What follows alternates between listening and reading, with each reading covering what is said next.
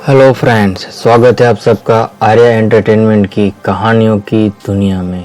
दोस्तों, आज हम एक और नॉवेल की बात कर रहे हैं। महान साहस कथा लेखक जूल्स वर्न द्वारा लिखित 20,000 लीग अंडर द सी। दोस्तों, 20,000 league under the sea Jules Verne की साहस कथाओं में लिखी हुई एक बहुत ही बड़ी साहस कथा है। इसमें समुद्र के अंदर की गहराई की छुपी हुई दुनिया को दिखाया गया है। उस वक्त में समुद्र के अंदर ये पनडुब्बी कैसे काम करती थी यह भी दिखाया गया था। जब लोग सिर्फ पनडुब्बियों की कल्पनाओं में रखे हुए थे, तभी जूल्स वर्न ने इस कहानी की रचना की थी। तो कहानी की ओर आगे बढ़ते हैं। चैप्टर 1। गत 1866 ईस्वी सन में यूरोप और अमेरिका के जहाजी जगत में एक रहस्यमय चीज के विषय में एक उत्तेजना सी फैली हुई थी। इन महाद्वीपों के व्यापारियों, खलासियों, जहाजी कप्तानों तथा अन्य जहाजी अधिकारियों में ही यह उत्तेजना हो, ऐसी बात नहीं। वहाँ की सरकारों में भी इस संबंध में बड़ा कौतूहल था।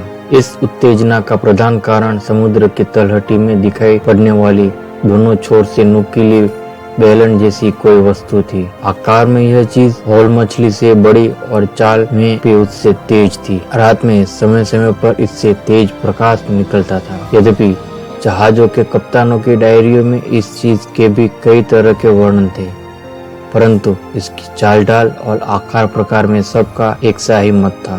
पर कोई भी यह निश्चय नहीं कर पाया कि वह है क्या। इसकी गणना जीवधारियों में की जाए या निर्जीवों में। यदि उन लोगों के अंदाज पर ध्यान न दिया जाए जिन्होंने डरते डरते इस वस्तु की लंबाई 200 फुट आंकी थी, और उन लोगों के अतिरंजनापूर्ण अनुमानों पर भी विश्वास न किया जाए जो उसे 1 मील चौड़ी तथा 3 मील लंबी बतलाते थे, वो भी सब अनुमानों का औसत उस आकार से बड़ा था जो उस काल के समुद्री जीव विशेषज्ञ मानने को तैयार थे। उसके अस्तित्व से इनकार नहीं किया जा सकता था, परंतु यह बात इतनी अद्भुत थी कि संसार भर के लोगों में जितनी उत्तेजना फैली और जितना आश्चर्य उन्हें हुआ, वह स्वाभाविक ही था। 20 जुलाई सन 1866 ईस्वी सन को कलकत्ता की ओर वर्ना स्टीम कंपनी का जहाज गवर्नर हिगिंसन जब ऑस्ट्रेलिया के पूर्वी तट के निकट पहुंचा, तो इस जहाज के कप्तान बेकर को अपने जहाज से लगभग 5 मील दूरी पर एक हिलता डुलता पदार्थ दिखाई दिया। कप्तान ने पहले उसे कोई मूंगे की अज्ञात चट्टान समझा।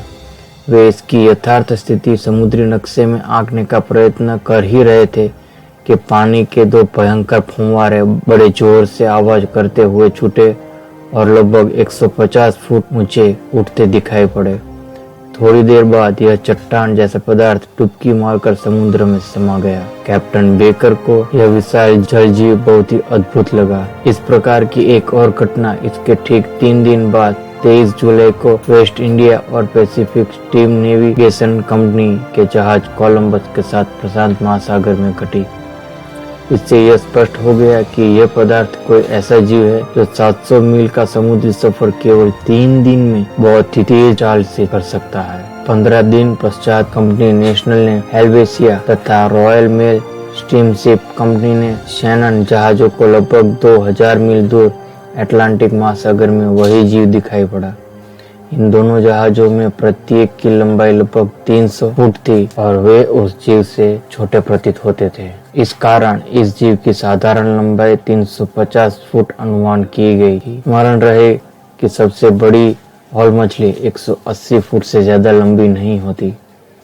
इन 2 तथा कुछ नए विचारों और मतों के फलस्वरूप विभिन्न देशों के समुद्री बेड़े के अधिकारियों ने अपने अपने विचार प्रकट किए। धीरे धीरे यह विशालकाय जीव चर्चा का महत्वपूर्ण विषय बन गया। समाचार पत्रों में तो इस पर काफी अनोखी बातें लिखी गई कि यह विशालकाय जीव 500 टन भारी जहाज को भी अपने जाल में फंसाकर समुद्र की गहराइयों में खींच ले जाता है। 6 महीने तक यह वाद विवाद जारी रहा। अंत में एक प्रसिद्ध लेखक ने बड़े ही विनोदपूर्ण लेख में उस जीव तक पहुंचने तथा उसे मार डालने की कल्पना का ब्यौरा प्रकाशित किया। इस पर काफी मजाक हुआ। इस हंसी मजाक में खोज की बात दब सी गई। सन 1867 ईस्वी सन के शुरू में यह कहानी लोग भूल रहे थे, किंतु एक नई खोज ने इसे फिर चर्चा का विषय बना दिया। इस चर्चा का रूप वैज्ञानिक खोज न होकर यह हो गया कि यह या तो कोई द्वीप है या चट्टान। 5 मार्च सन 1867 ईस्वी की रात को मॉन्ट्रियल ओशन कंपनी के जहाज मोरेवियन की एक चट्टान से टक्कर हुई, जबकि समुद्री नक्शे में वहां चट्टान का नामो निशान भी न था। यह जहाज उस समय तेजी से जा रहा था। यदि यह जहाज काफी मजबूत न होता तो टूट फूट गया होता और उसके 227 यात्री भी समुद्र में समा गए होते। यह घटना दिन निकलने करीब हुई थी। जहाज के अधिकारियों ने बड़े ध्यान से इसका पता लगाना शुरू किया, परंतु कोई विशेष चीज न मालूम पड़ी। जहाज का थोड़ा सा ही भाग टूटा था। इससे यह स्पष्ट हो गया था कि अन्य जहाजों को भी ऐसी ही परिस्थितियों में चोटें उठानी पड़ी होंगी। 13 अप्रैल सन 1867 ईस्वी को कुनार्ड स्टीमर कंपनी का स्कोशिया जहाज तेजी से जा रहा था। संध्या के 4:14 का समय था। जहाज के यात्री खाना खाने के लिए भोजनालय में इकट्ठे थे। उसी समय एक हल्का सा झटका लगा। साधारण यात्रियों को तो मालूम भी न हुआ, पर एक माझी जहाज के डेक पर जाकर जोर से चिल्लाया, जहाज डूब रहा है। यात्री पहले तो बहुत घबराए, परंतु कप्तान एंडरसन के विश्वास दिलाने पर ही कि जहाज की पेटी में मामूली सी ही क्षति होने की आशंका है, यात्रियों को कुछ संतोष हुआ। कैप्टन एंडरसन फौरन जहाज के नीचे भाग में गए और देखा कि जहाज के 5 तले में सुराख हो गया है। समुद्र का पानी बड़े वेग से अंदर आ रहा है। कप्तान ने इंजन को तुरंत बंद कर देने का आदेश दिया। जहाज के एक मल्लाह ने डुबकी मारी और कुछ ही मिनट बाद उसे मालूम हुआ कि करीब 2 गज व्यास का छेद समुद्र के निचले भाग में हो गया है। यह सुराख बंद भी न किया जा सकता था। स्कोशिया को अपना रास्ता तय करना ही था, अतः वह अधडूबी हालत में 300 मील की बाकी यात्रा पूरी करके निश्चित समय से 3 दिन बाद लिवरपूल पहुंचा।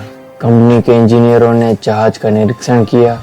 ज्ञात हुआ कि जहाज के पानी वाले निशान के 2.5 गज नीचे एक त्रिभुजाकार सुराख था। यह सुराख ऐसा बना था मानो किसी सुराख करने वाली मशीन से काट कर किया गया हो। यही उस जीव के बारे में आखिरी तथ्य था जिसे दुनिया का ध्यान फिर उधर गया और समुद्री दुर्घटनाओं का कारण उसी विशालकाय भयंकर जीव को ही ठहराया जाने लगा।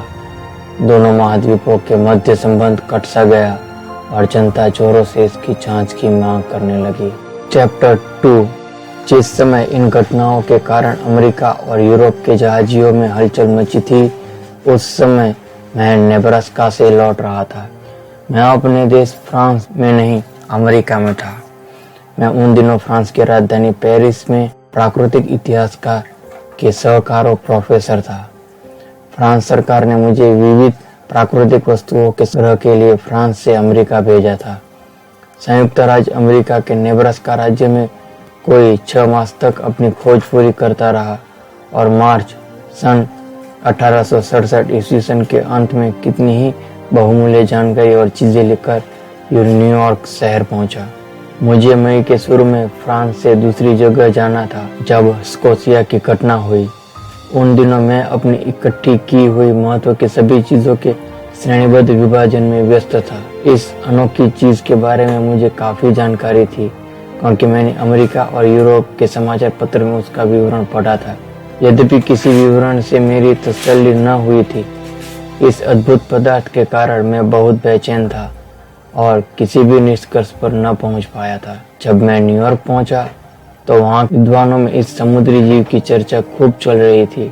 इस रूप के प्रकट होने के उपरांत कितने ही विद्वानों ने कहा था कि यह कोई चट्टान या निर्जीव वस्तु नहीं हो सकती, क्योंकि चट्टान या निर्जीव वस्तु में स्वतः दौड़ने, उतारने या डुबकी मारने की शक्ति कहाँ होती है। अतः या तो यह कोई विराट समुद्री जीव है या पनडुब्बी जहाज। अब क्या होगा आगे?